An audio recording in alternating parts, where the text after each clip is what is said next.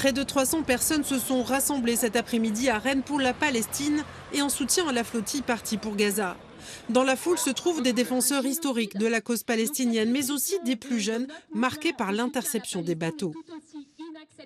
C'est un scandale qu'on laisse se produire ce génocide, parce que ça fait très longtemps que ça dure. J'ai vu des images des arrestations et je trouve ça tellement touchant et je me demande comment, en tant qu'être humain, une personne elle peut faire ça à d'autres personnes.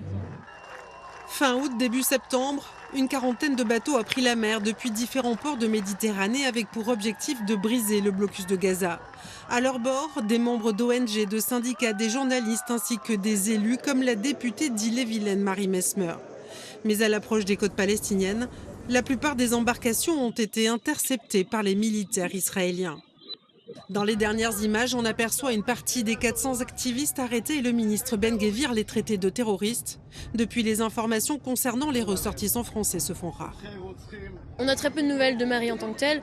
On a eu les images, on a eu les informations selon lesquelles du coup, les militants de la flottille et les militants insoumis, nous Marie Messmer, Emma Faure et Masson, avaient entamé une grève de la faim. Les avocats nous ont bien dit qu'ils n'avaient pas pu avoir accès du coup aux détenus. Voilà, qu'on a Israël qui bloque pas mal et qui, vu qu'il n'y a aucune pression diplomatique de la part de la France, voilà, les ressortissants français sont toujours emprisonnés. Les avocats des 35 Français ont annoncé leur intention de porter plainte pour détention arbitraire.